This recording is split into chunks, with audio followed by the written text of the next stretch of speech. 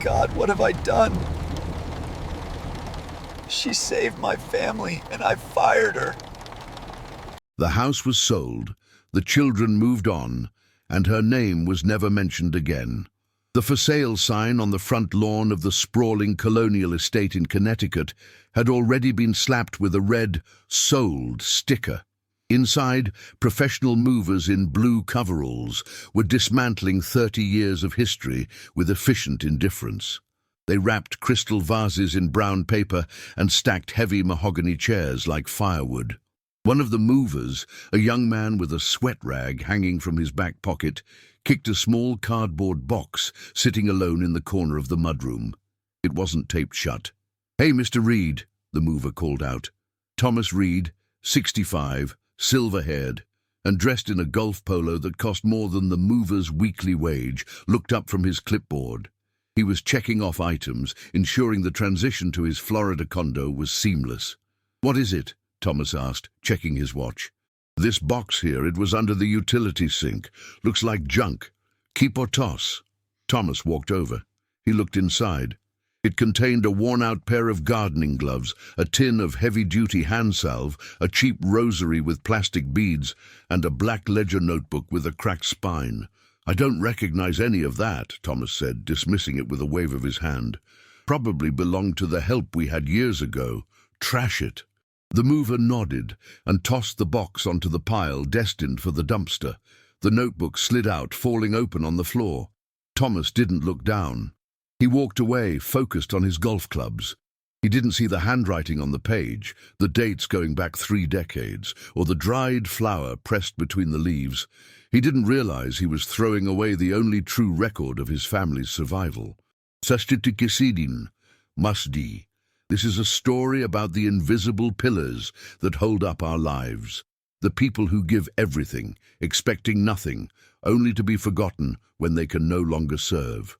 Before we follow Margaret Hale into the silence of this difficult night, please subscribe to the channel and like this video if you understand the weight of unappreciated sacrifice. Tell us in the comments where you are watching from. 30 years earlier, the house had been loud.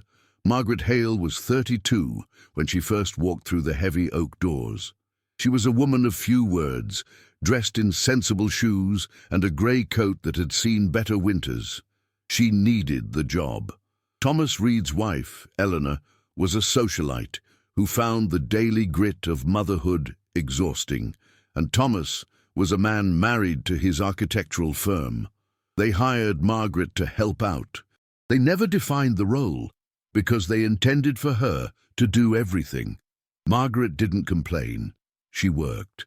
Her day started at 5 a.m., long before the sun hit the manicured lawns. She was in the kitchen, the smell of brewing coffee and frying bacon serving as the family's alarm clock. She ironed Thomas's shirts, ensuring the starch was crisp enough to cut a finger on. She packed lunches for Emily, aged 6, and Daniel, aged 4, cutting the crusts off the sandwiches exactly how they liked. She wasn't just the maid, she was the mechanic of their domestic engine. When the boiler broke down in the middle of a blizzard in 1998, it wasn't Thomas who went to the basement. He was on a conference call with Tokyo. It was Margaret, holding a flashlight in her teeth, bleeding the radiator so the children wouldn't freeze. When the plumber finally arrived, he thought she was the lady of the house because she knew exactly where every pipe ran. "You got good pressure now, Ma'am," the plumber had said, wiping grease on his pants. "Thank you, Miller," she had replied, handing him a check she had already prepared, signed by Thomas but filled out by her. She didn't tell Thomas about the boiler. She just made sure the house was warm when he finished his call. He never asked why the heat was working so well. He just assumed it was because he paid for a good house. The years blurred into a routine of service. Emily and Daniel grew up. They were handsome children, inheriting their parents' looks and their entitlement. Margaret loved them with a fierce, quiet intensity, but she knew her place. She wasn't Mom. She was Margaret. When Emily had her first heartbreak at 16, dumped by the captain of the football team right before prom, Eleanor was at a charity gala in New York. Emily sat on the kitchen floor, sobbing into her expensive chiffon dress. Margaret didn't offer platitudes. She didn't say, "There are plenty of fish in the sea." She turned off the stove, knelt on the hard tile, her knees popping audibly, and handed Emily a glass of water and a cold washcloth. "Wash your face, Emily," Margaret said, her voice steady. "Crying swells the eyes. You have a math test tomorrow." "It hurts, Margaret," Emily gasped. "I know," Margaret said, smoothing Emily's hair with a rough hand. "Pain is part of living. Now, drink. Then we fix the dress." She sat up with the girl until 2 a.m., altering the dress so Emily could wear it to a different party, looking flawless. When Eleanor came home the next day, hungover and tired, she saw Emily smiling. "Glad to see you stop that teenage drama," Eleanor said dismissively. Emily looked at her mother, then at Margaret, who was scrubbing a pot in the sink. Emily didn't say anything. She just went upstairs.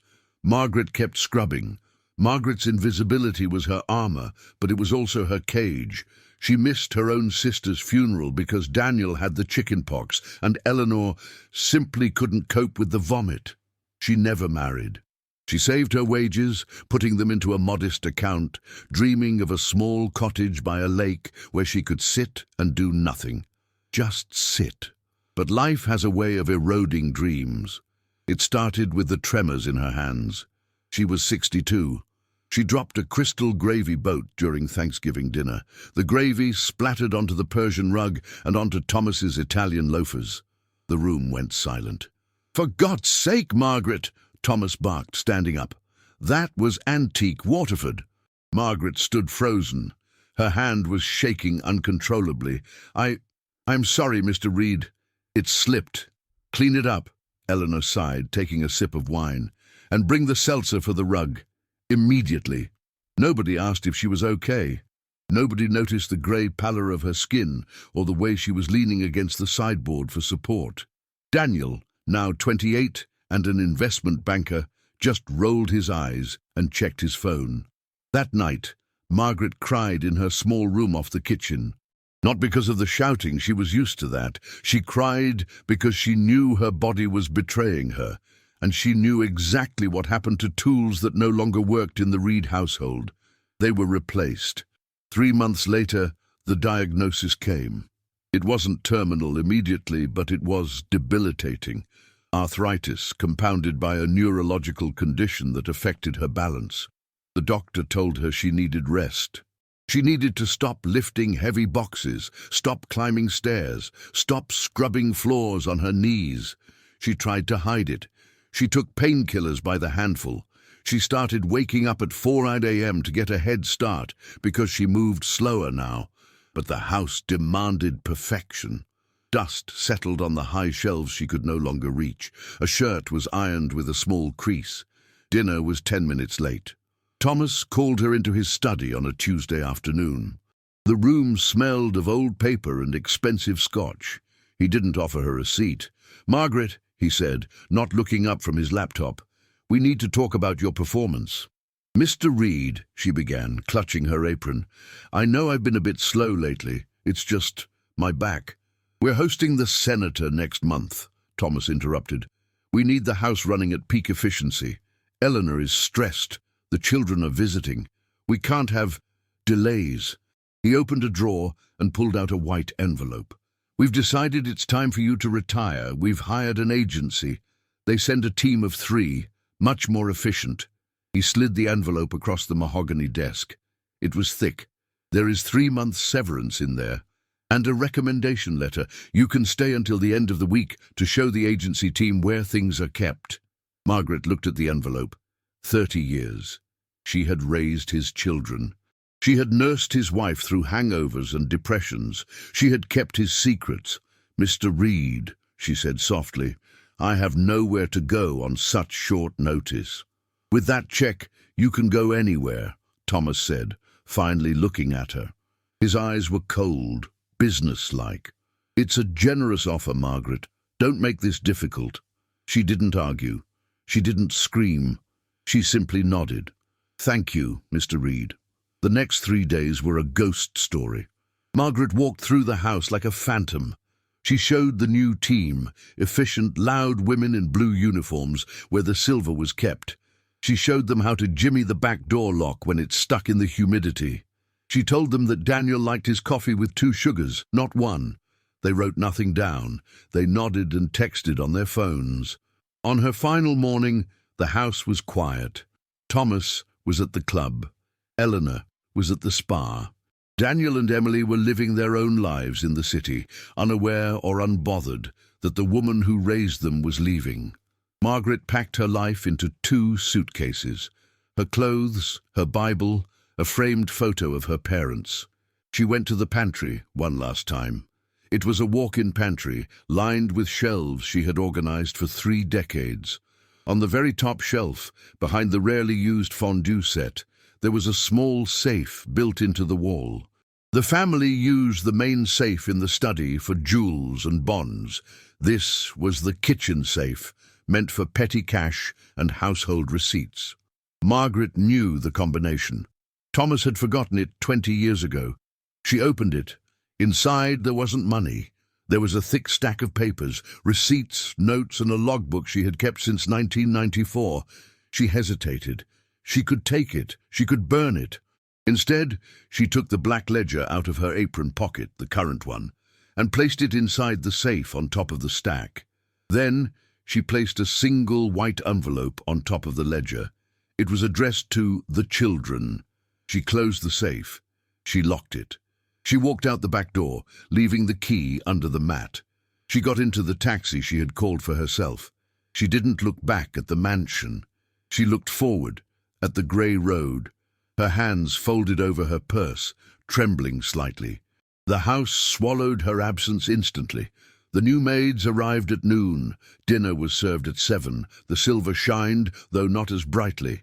Life went on for the Reeds, until 6 months later. Thomas decided to sell the house. The market was high, and the empty nest was too big. The selling process was chaotic. The new maids were careless. Things went missing. Tensions rose. It was during the final clear-out, the scene where the mover kicked the box, that the silence Margaret left behind finally began to scream. The mover had tossed the box into the trash pile. Thomas had walked away.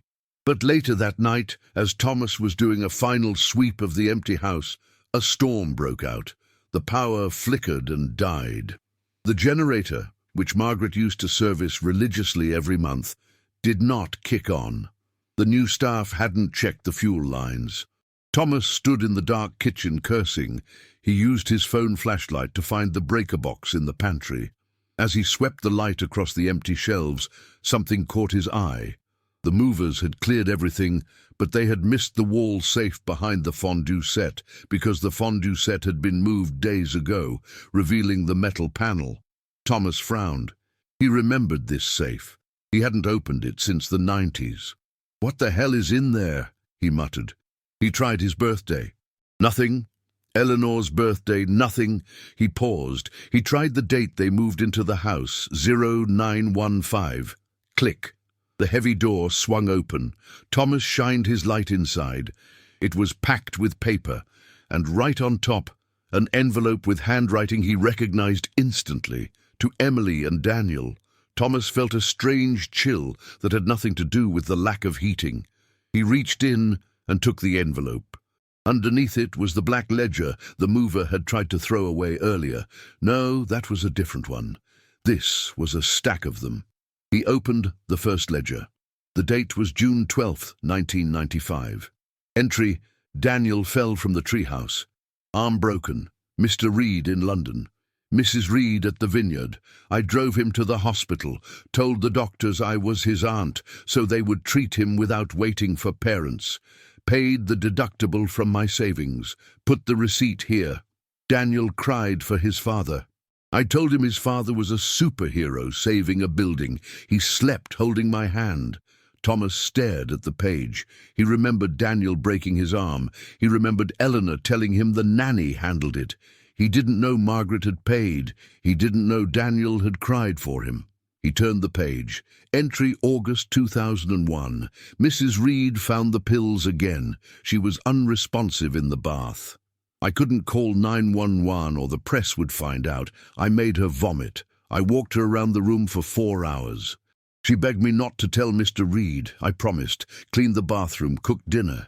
Mr. Reed came home and said Eleanor looked tired. She is safe. Thomas's hand shook. He leaned against the cold pantry shelf. He had never known. He thought Eleanor just had migraines. He grabbed the stack of ledgers. He grabbed the letter. He ran to his car, the rain soaking his polo shirt. He didn't know where Margaret was. He didn't even know her phone number anymore. But he knew he had to find her. Because the woman he had fired like a redundant piece of office equipment held the entire moral mortgage of his life in her trembling hands. Thomas sat in his Mercedes, the engine idling, the windshield wipers slapping a steady rhythm against the torrential rain. The stack of black ledgers sat on the passenger seat like an indictment. He picked up his phone. He dialed Daniel first. "Dad, it's 10 o'clock, Daniel answered, his voice thick with sleep or drink. "Meet me at the house, now." "The house? It's sold. It's empty. Now, Daniel, and call your sister." An hour later, the three of them stood in the hollowed-out kitchen. The only light came from a camping lantern Thomas had found in the garage. The shadows stretched long and distorted against the bare walls. Emily, shivering in a trench coat, looked at the ledgers spread out on the granite island. Daniel was flipping through the year 2004. "She paid for my tuition deposit," Daniel asked, his voice quiet. "I thought you handled that when the bank froze your accounts during the investigation." Thomas looked at the floor. He remembered that year. The SEC investigation. His assets were frozen for 6 months. He had been too proud to tell the children they might not go back to college. Margaret had simply handled it. "Read the letter," Thomas said. Emily picked up the white envelope Margaret had left in the safe. She opened it. Her hands, usually steady from her work as a surgeon, were trembling. She read aloud, "To my children, I am leaving quickly, and I did not have time to organize your medical files properly. Please remember, Daniel, you are allergic to sulfur drugs. It is not in your main file at the hospital because we treated your reaction at home in 1999. Tell every new doctor. Emily, the nightmares you have about the water are from when you fell in the pool at age 3. You are not weak. You are a survivor. Drink chamomile if they return. There is a savings bond in my name at the First National Bank. It is not much, maybe $4,000. It is for your weddings. I know I will not be there, but I want to buy the flowers. Be good to your father. He carries the weight of the world, even if he drops it sometimes. Love, Margaret." Emily dropped the letter. It fluttered to the floor. She didn't cry. She looked angry. A cold, hard anger that looked exactly like Thomas's. "She raised us," Emily said, looking at her father. "She didn't just clean the floors. She raised us. And you fired her with a severance check?" "I didn't know," Thomas said. It was a weak defense, and he knew it. "You didn't look," Daniel corrected him. He closed the ledger. "Where is she?" "I don't know," Thomas said. "The agency has an old address in Bridgeport. I'm going there now." "We're coming with you," Emily said. De Bridgeport was a 40-minute drive, but a world away from the manicured lawns of their estate. They pulled up to a 3-story walk-up with peeling vinyl siding and a chain-link fence that leaned tiredly toward the street. The rain had turned to a cold drizzle. The streetlights flickered orange against the wet pavement.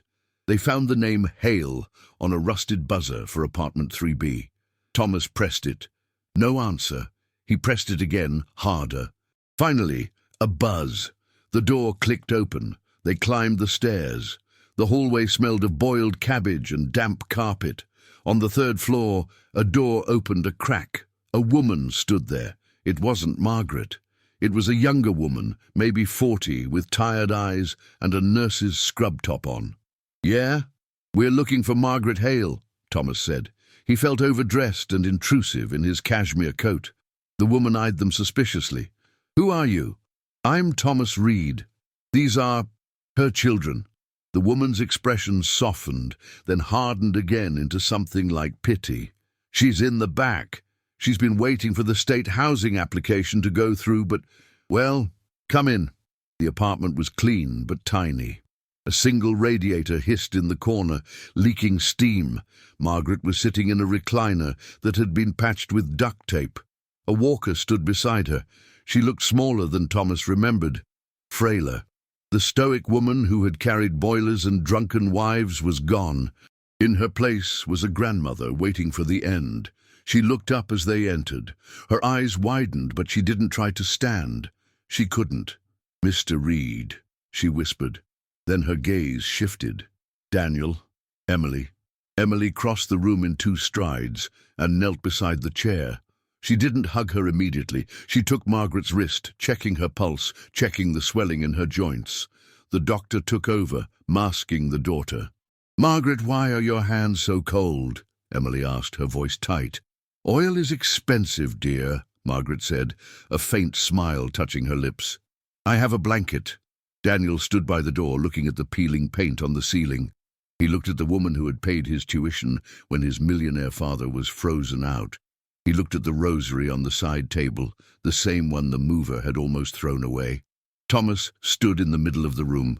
He looked at the leaks in the ceiling. He looked at the radiator. He didn't make a speech. He didn't ask for forgiveness. He turned to the younger woman. "Pack her bag," Thomas said. "Excuse me?" the woman asked. "Pack her bag. Everything she needs for a few days. The rest we will send movers for tomorrow."